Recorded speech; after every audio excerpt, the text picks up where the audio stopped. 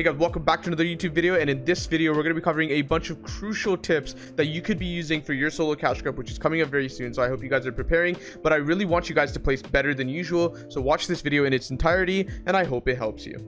Guys, before today's video starts, if you want to support the creator on your screen right now so I can continue to post free valuable content on YouTube, then check out the first links in the description. The first one offers one-on-one private coaching with myself, where you can get better at Fortnite at a rapid rate and learn what your mistakes are from a professional. And the second link offers a esports grade mouse from oneclickmouse.com. This is my very own gaming brand that I've actually created myself, and if you want a high quality mouse but at an affordable price, you could buy the Aspire Pro to use to compete, to practice, to play tournaments, and I really think that this is something that you guys will like. So check out oneclickmouse.com.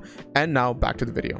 What I'm seeing here is that you have a lot of trouble around half-half and Fort Zone, right? So this is Fort Zone. This is half-half, quite literally. Fort Zone. First moving half-half, kind of, right? So there's where you're dying. And so if you've ever watched my Twitter, I made this graph, and I'll sort of redraw it because I think we can't find it anymore. It's super like old. But essentially, there's a graph that tells you that dying in this section of the game, the mid game, right? So Fort Zone, fifth zone, first moving, is probably the worst time to die, right? So do you understand why that is? Yeah, because it's just totally wasted time. You get like 1 to 2 points. Absolutely, that's exactly right. And so we need to avoid, like, I would rather die here, right? Because then we can just queue up again, right? Or, you know, you get all your placement and then die, which is basically a top 3. But essentially, we need to. I can already predict something about this VOD review that we're about to do. Your main issue is that you're dying around the mid game. You're dying Fort Zone, fifth zone, first moving. We need to figure out what it is. And if I had to predict something further, it could be the fact that you ran out of mats. I don't know. We need to see. A lot of people don't do this angle, and I don't know why. Like, this angle is much more dangerous than, so where's backside? Backside's this way, right? And so a lot of people look this way. The problem is the people running forward can see you looking at them. Here, they don't see you until you actually hit them, right? So a lot of people don't look out to their side, which blows my mind. I don't know why they don't do it. Great point. I didn't think about that. And it often ends up with an impact more often than looking back. Like Degen, he noticed when you actually hit him. The bull cup monk, he actually noticed when, not bull cup monk, but someone else, right? They only noticed Yako, I think that's what his name.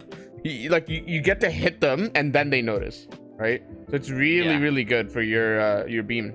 And so even the same thing with the editing down. Let's say you have a 2x1, right? And you want to look down the floor. A lot of people look down backwards like this. And the problem with that actually is, let's say there's a kid on my camera and you're over there and you open a floor to look at me. Maybe you're in a 2x1. If you get the kill here, how are you getting the loot? It's behind you.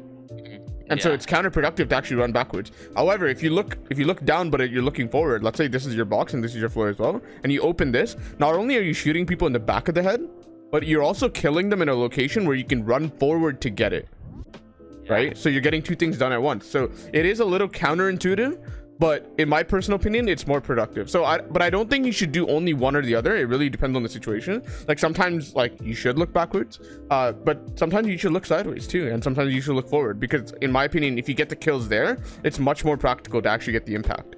Like it makes more sense to pick up the loot in that sense, where you kill someone to the side or to the front of you. Essentially, every time you're on height, maybe unless the whole lobby is bad, you should expect someone to start coming up around third moving. Like someone's going to make that play, because like it doesn't matter who it is, someone's getting an impact in the game, right? And if they're good, they should look up for height. They're gonna look up at height.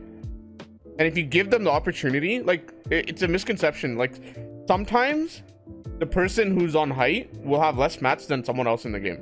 Maybe someone gets a huge impact, but if you defend height properly, they won't be able to take it from you, right? Easily, let's say. Obviously, if they like go into storm and start like 90ing infinitely, then they'll take it. But a lot of people won't even do that. The point is, if you set yourself up in a position, and this is the point I was making earlier, where someone can take it from you, they will. You don't want to give them that opportunity. It's super important, because like height gets taken from you in a blink of a second. It's so much it's so much more important to like be careful about it before it actually happens, because once it happens, it's over. You can't do anything to get it back. Mistake's done. Okay, there's a risk element to this, and this is kind of hindsight, but every time you're in a top 3 situation, as soon as you hear that first pump, you slide down the hill. Why? Because you know that it pulls. Where does it pull? It pulls here, right? Do you think you have enough mats to get to the end point?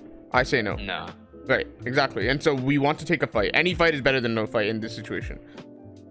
Right? So as soon as it's a perfect scenario for the high player to win, you just need to start sliding down the hill every time you hear that first pump.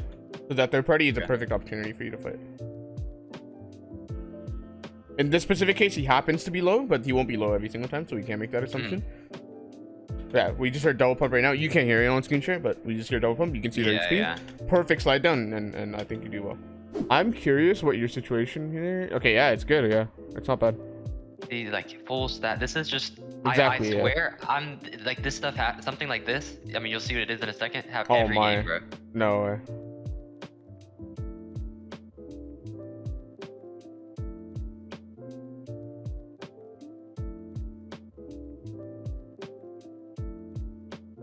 That's so shocking, yeah. That like, I was just sitting there in a wood cone too. And the thing is, I think have like 1K mats. I just, I burn all my brick right here, expanding.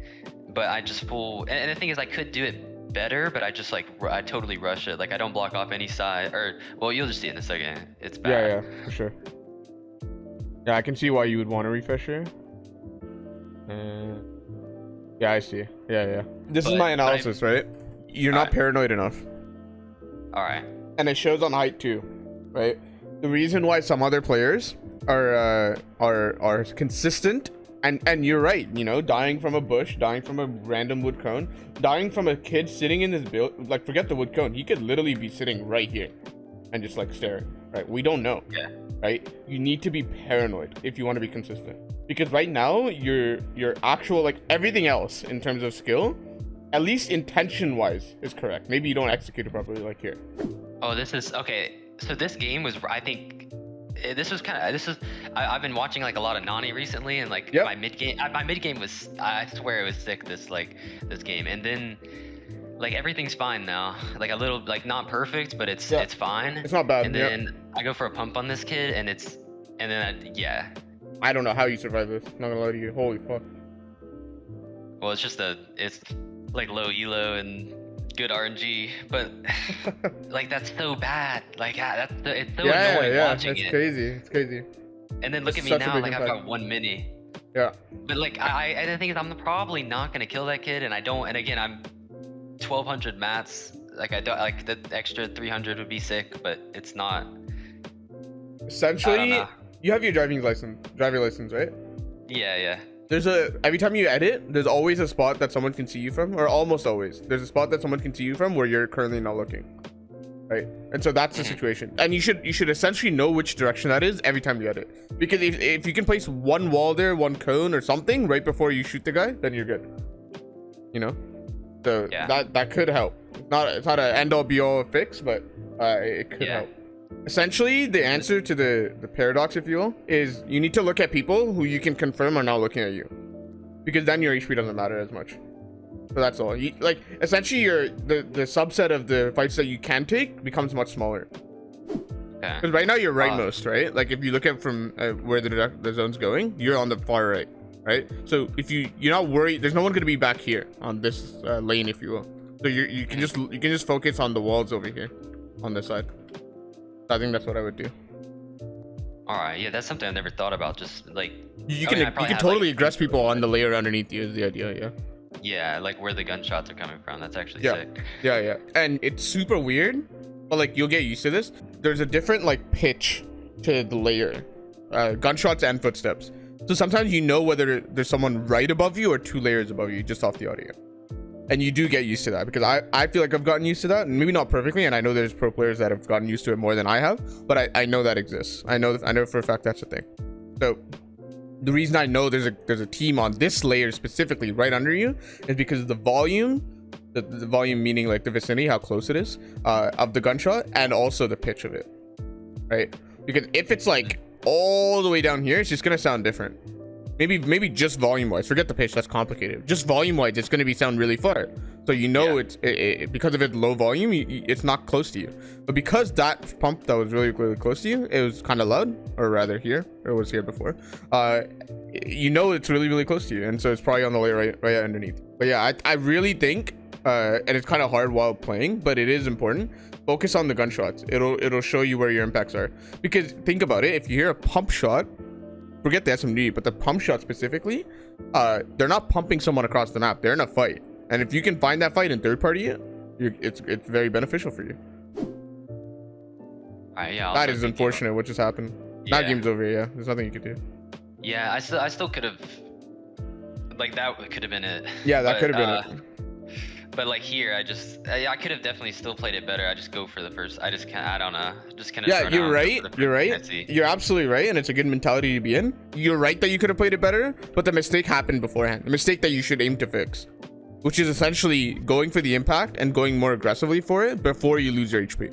Okay, because think about it this way. Okay, when you make a rotate in endgame, even if you play it fundamentally, sometimes there's just a risk. You would agree with that, right? You're not invincible. You can get tagged, right, by some random guy maybe you didn't expect, or maybe double spraying you like what just happened recently.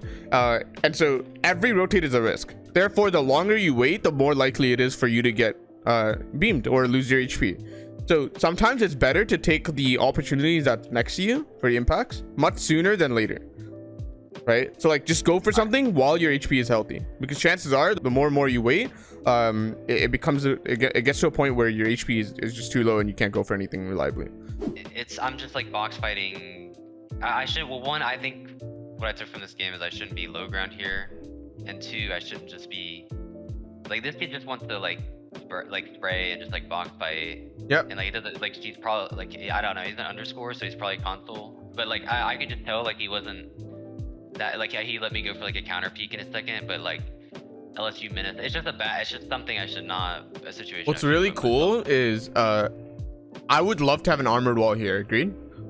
Yeah, because then he doesn't want to even push on this left hand, right? Because it's awkward. It's beneficial for you, and also there's a guy here, so essentially you can make it so that the armored wall is there by expanding 2 boxes here, and now you just play here behind the armored wall. You can do that. I think that would be your fix. Like, if you don't want to fight him, and I can kind of tell you don't because you're backed and you don't need it, just make 2 boxes here, and then that's it, and you just chill back here instead. But there's no one back here. You're not worried about getting sprayed in the back, so just use the armored wall towards him by expanding backwards. I mean, here's another thing. I don't even think you need the fight. So after you hit him, think of it as a way of getting him off of you. That's how I would take it. Yeah. And then you just play. Right. You just continue playing, because the guy next to you makes it very hard for you to chase that guy, because he was annoying the whole time. Right? Yeah, it's the whole reason you have to build yourself off. It's this kid. Yeah. So if he wasn't there, sure, but that's why you can't chase him, the other kid. That's why I don't think you should. I don't think you need it. You're right. You are behind on elo, and this is not good enough if you want to qual. You know, you need to catch up. I'm telling you to fix the what do you call it, the elo or like the point system by winning the game. Like, the problem is you don't understand how much winning the game actually does for you in terms of points. You jump from 55 to 90. If 55 is your points right now, like, think about that. So I think your tilt is directed towards the wrong thing, which is you're tilted and then you're keying to try to catch up. That's what you're doing, right? And so all I'm saying is, you like, be tilted. That's okay. Just understand how much winning actually gives you. If you truly understand, then you'll direct your tilt about, you know, being more patient and trying to win.